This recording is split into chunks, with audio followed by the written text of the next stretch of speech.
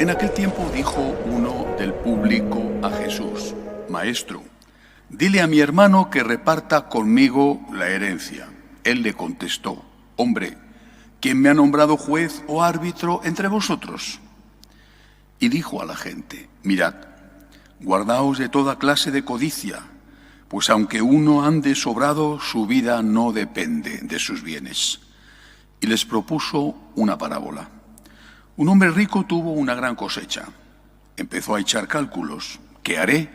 No tengo dónde almacenar la cosecha. Y se dijo: haré lo siguiente: derribaré los graneros y construiré otros más grandes y almacenaré allí todo el grano y el resto de mi cosecha. Y entonces me diré a mí mismo: hombre, tienes bienes acumulados para muchos años. Túmbate, come, bebe y date buena vida. Pero Dios le dijo: necio, esta noche te van a exigir la vida. Lo que has acumulado, ¿de quién será? Así será el que amasa riquezas para sí y no es rico ante Dios.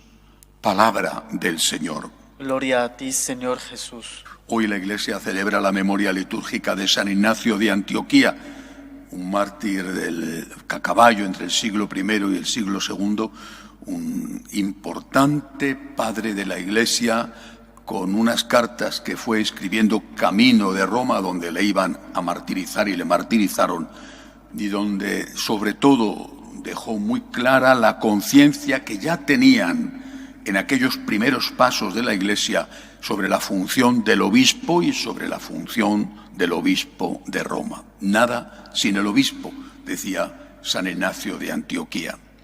Pero este texto nos invita a meditar sobre otra cosa: la vida eterna.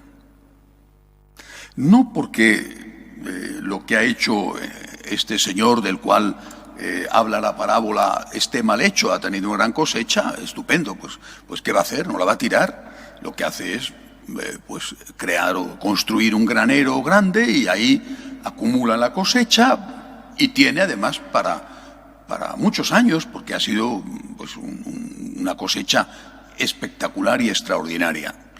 El problema no es que sea un hombre previsor y que piense en el futuro. El problema es que no comparte. No dice: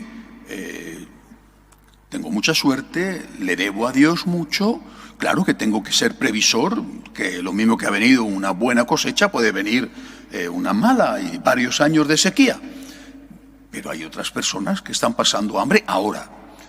Quizá yo lo pase dentro de 10 años, pero ahora hay gente que está pasando hambre. Ahora tengo que compartir una parte de eso que he recibido, de ese don que he recibido, tengo que compartirlo con estos. Eso es de lo que Jesús le acusa. Y eso, dice, será aquello por lo que será juzgado y condenado. Porque, dice el Señor, al final ese hombre que ha calculado que va a vivir muchísimos años ya sin trabajar y sin preocupaciones, se muere de repente. Quizá no te mueras de repente, pero te vas a morir, Y esto puede resultar duro de escuchar, porque la muerte se ha convertido en un tabú. Nadie habla de la muerte, pero es real. La muerte parece que es algo que le sucede siempre a otros, hasta que te toca a ti. Le sucede a un amigo, a un conocido, le sucede fruto de la edad, le sucede por un accidente, le sucede por una enfermedad fulminante. Siempre les pasa a los demás, más o menos cercanos. A ti no. Pero un día tú serás uno de esos de los cuales alguien dirá: pero si le he visto el otro día, pero si he estado con él tomando un café, pero bueno, si hemos estado hablando por teléfono hace nada, ahora me dices que se ha muerto. Pues sí, lo mismo que tú dices eso de otros, un día te tocará a ti.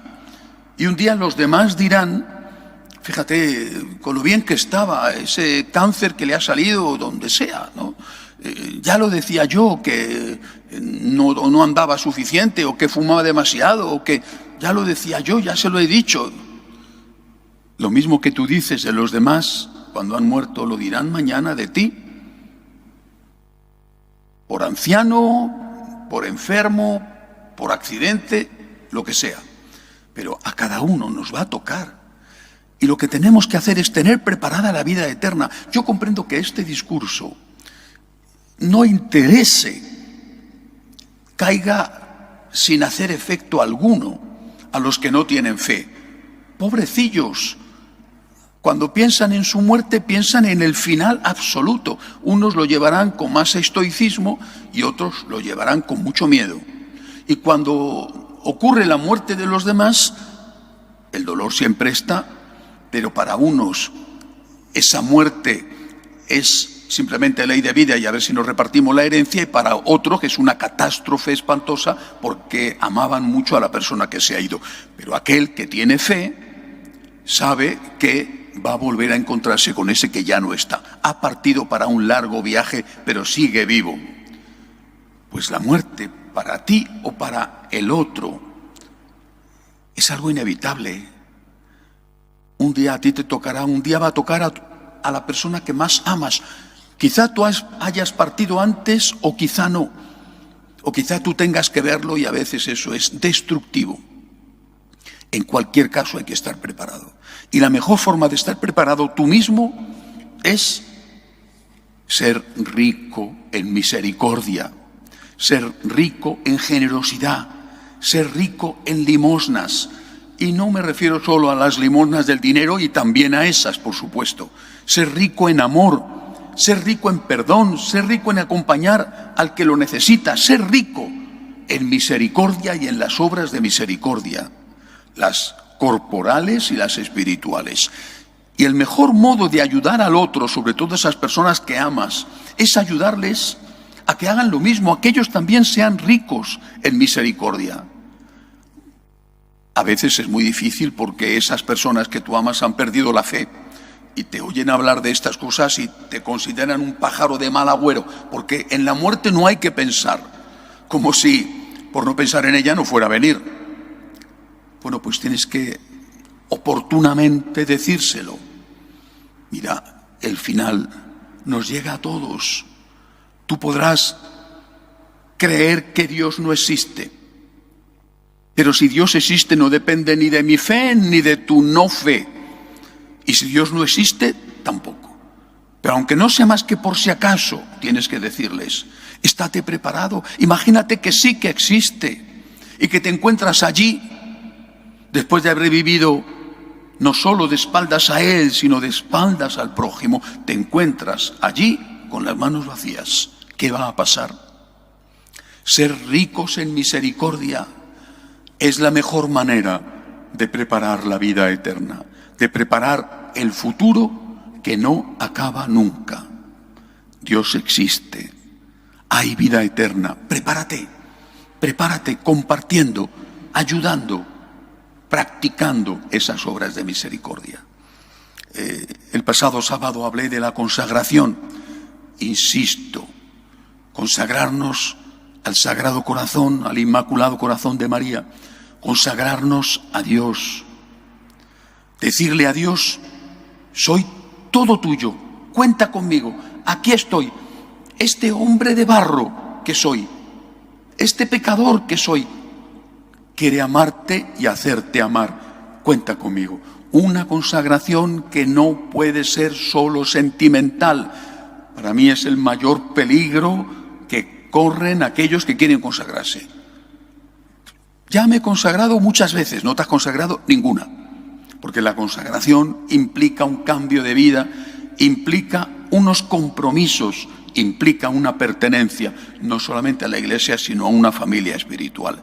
Invito a que todo aquel que quiera prepararse para esta verdadera consagración durante 14 meses, durante este Vía Lucis, con 14 estaciones, hasta llegar al 8 de diciembre del año 23, para consagrarnos al Señor y a la Virgen, que me escriban. Tenemos que trabajar mucho para vencer el mal a fuerza de bien y preparar un ejército de laicos consagrados que amen al Señor, que defiendan al Señor, que se preparen bien, que tengan buena formación para hacer aquello que el Señor necesita de ellos. Que así sea.